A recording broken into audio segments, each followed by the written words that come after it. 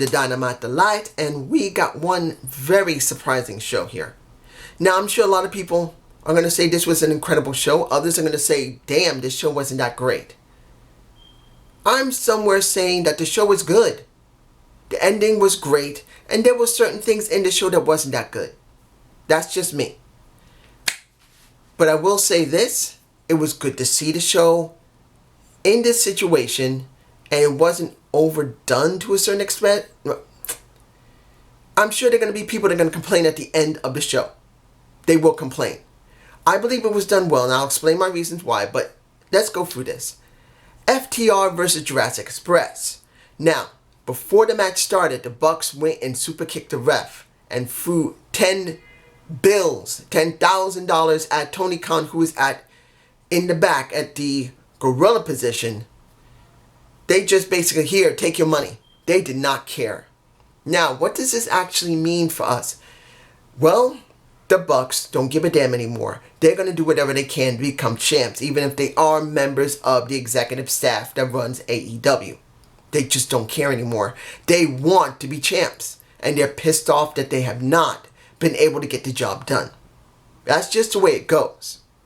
The match itself was good for FTR versus Jurassic Express, but this was not even about Jurassic Express versus FTR. It wasn't. Let's be honest here. It was not about them. Even though they are champs, even though they did say they would give Jurassic Express the opportunity at the titles, which I can't stand that. I know they can just say it, but they don't have to do it. I'm fine with it. I just don't want to hear it. Okay? That's just me. Seeing the WWE do it like crazy drove me insane. Seeing Impact Wrestling do it on and off made me pissed off. Here saying it, I don't like to see it, but it does not mean they have to do it. So I'm glad they didn't go there. And it's going to be a question where they're going to go with the Bucks. Now, Paige versus Frankie Kazarian. I got to say this. Frankie is, to me, as a veteran, one of the best they got. The guy has always performed very well. Is he a main event player? No. But that doesn't mean that he is one of the best players they got. And this is something that many people need to understand. Just because you're mid-card does not mean you're nothing. Look at Ricky the Dragon Steamboat versus Macho Man Randy Savage. They were in the mid-card going after the IC title, and they were considered some of the best. They had the most, they sold the most merch. They had the most fans, and they made the most out of the division they were in. Frankie, you could tell he was meant for that. He's just great, for me personally. Now, you got Hangman Page still trying to deal with a Kenny Omega, who was not at ringside, but at commentary. And Kenny don't want nothing to do with him. Page does want something to do with him, and they're at odds. My guess is eventually they will have a match against one another eventually. It's going to happen. But I don't know where they're going to go with that, but eventually the match will probably happen. Now, what was the match here between Kaz and Kenny Omega? Not Kenny Omega. You know what got me? The reason I just botched between Paige and Frankie Kazarian, it was the fact that it wasn't a bad match. I really did love the match. The problem was there were just too many false endings. Look, I don't mind having false endings if you do it right. But if you have too many of them, too many false starts, too many false endings, it can go too far. And in this match, even though I loved the wrestling, it had too many false kickouts. I'm sorry. Sometimes you can't do 15 to 20 different kickouts of a match. 8 can be alright. Maybe near 10. But 15, near 15. I think it was near 15. They had so many damn kickouts. I lost track. I'm sure someone's going to say it wasn't that high. It was probably maybe 6 or 7. But it felt like so many. You go too far with it and it's wrong.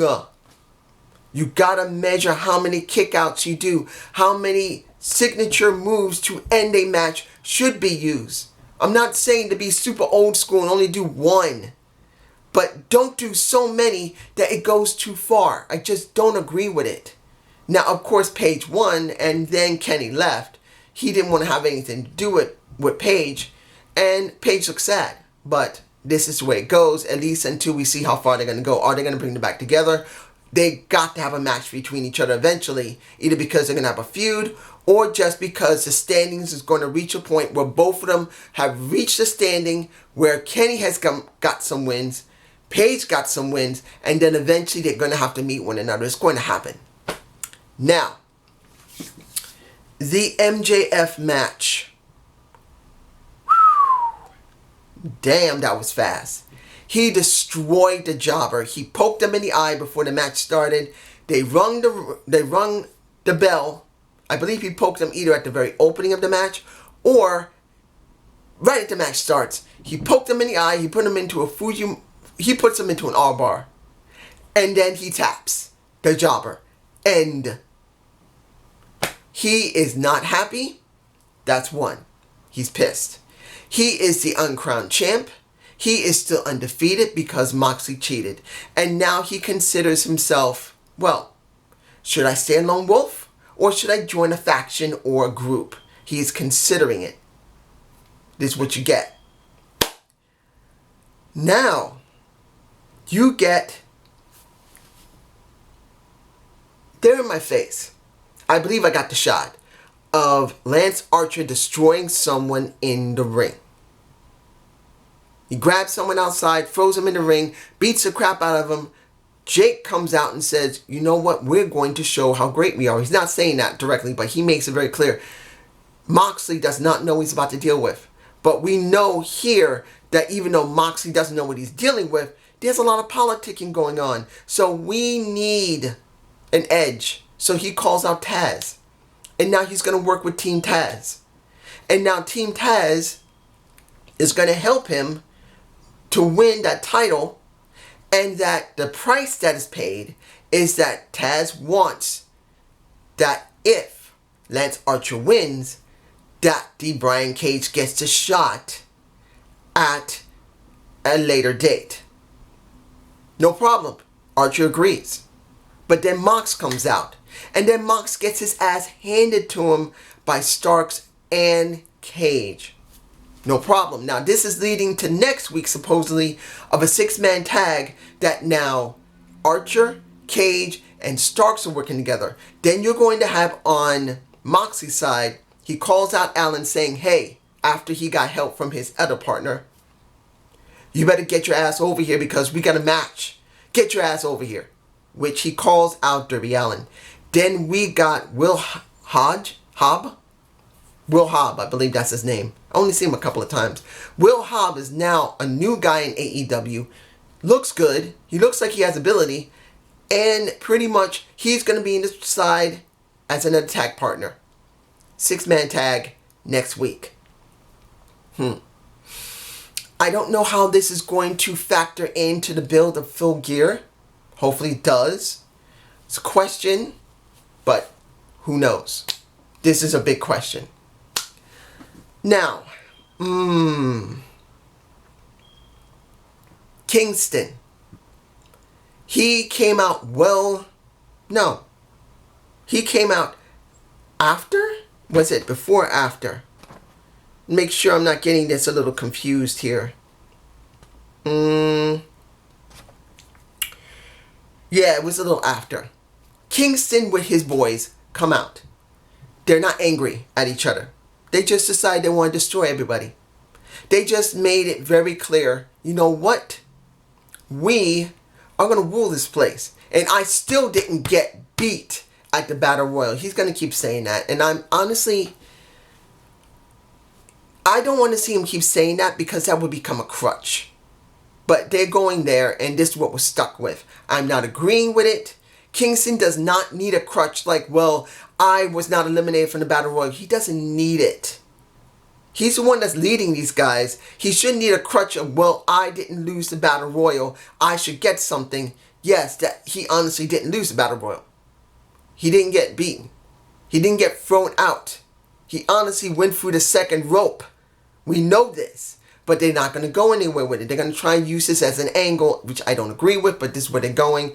And the question is going to be, where is this going with the Butcher, the Blade, Lucha? The thing that's getting me was after it was all said and done, when he put over the Lucha Brothers, he put over the Butcher and Blade, he goes to Blade and he says, look, it's now your turn to deal with your business. That means he's going to get Bunny back.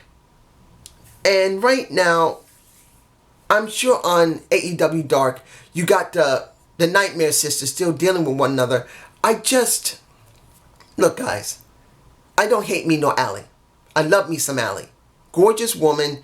If she's in the mood, she can do her business well. But calling in Bunny, I don't know if this will work. It's going to depend what they're going to do with her. Is she just going to be eye candy, or is she going to be doing something? I don't know. And here's the kicker. We're not going to know anything unless you look at Dark. And I find that dumb. Now, the best match of the night for me. The best match of the night. That is Thunder Rosa versus Ivelisse. This was the best match of the night. One, it gave NWA a rub because they need it. They don't have anything on YouTube right now. Other than what's going to be aired, I think it was just aired yesterday. I didn't see where I can watch it. I'm going to see if I can find a place to see it. But I didn't see the Mike Bennett and Nick Aldis match. Haven't seen it yet. So if I can, I'm going to see it and do a review of it along with if there's a show, and I'll do the rest of it if I can. But seeing this for NWA, they need this, which is great to see it on a much more wider scale for them. And nobody, it doesn't matter if you're happy about it or not, guys. NWA, you see it in my face, the match. At least one image of it. They need this in NWA. This match to me was the best match of the night. In the end, I wasn't expecting Thunder Rosa the job here, of course. You got Diamante trying to take her out, and then you get Shida protecting her and helping her out. So Shida shows some respect. She walks away. Rosa shows how dominant she is, and that means we're going to probably have a tag match between Ivelisse and Diamante versus Shida and Thunder Rosa somewhere down the line. Maybe next week or the week after, or maybe it will be done on Dark. I don't know, but this is what you get. Now, finally. Oh, wait. The match I didn't like. Private Party versus Y2J and Hager. You see in my face. I'm not feeling Hager working with Chris Jericho. I'm just not. They are doing something. But I'm just not feeling it. I'm not feeling it. And in fact, it feels really blank for me personally. The match wasn't that great. In the end, yes, the heels won. But I just don't feel anything interesting from it. Finally, they ride off into the night, if I'm using that title. You got Best Friends versus Santana Ortiz of the Inner Circle. Now, was this a great match? It was good. Very violent. You got Ortiz messing up his elbow. You got Santana bleeding from the head. You got Trent bleeding from his back and from his eye. It was bloody. It was violent. And I'm sure not everyone is going to be fond of this match, particularly what happened on All Out. Particularly what happened with Matt Hardy. And I know I didn't mention him. I'm not mentioning this because there's no point in mentioning that Matt Hardy was taken out. Because he has to be out because he does have a concussion. He's out. But the point is, not everyone is too fond of what happened at All Out. They felt like they're not being careful with them. And they're wrestlers, not being careful with their wrestlers. They're putting them in danger. And this might not feel comfortable for everyone. There's going to be a lot of people that might not like this match because of what happened at All Out and Matt Hardy. They're not going to feel comfortable about it, particularly what happened also with Darby Allin getting thrown out of the ring at the Battle Royal with Tax, and it looked bad. There's a lot of people that may not like this match, but if you forget about what happened in All Out, was this a good backlot brawl? Yeah, it was good. it was going to end their feud, and it needed to end their feud. They had to do something. I wish there had been a stipulation that Trent's mom gets a new van, but that didn't happen here.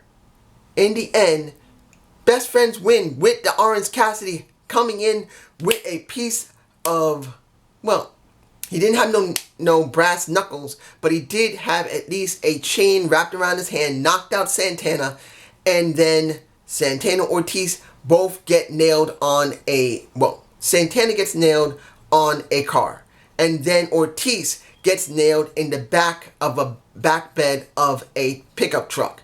Done. And then the thing that gets me, Trent's mom drives up in the van. She takes her baby in. She takes Orange Cassidy in. She takes Chuck in. And then she gives this. I don't think I got that shot. So, technically, this.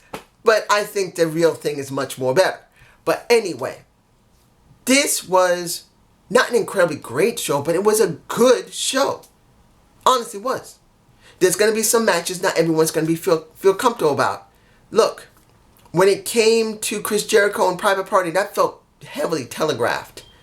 When it came to Taz and Paige, there just felt like there were too many false endings. Just too many.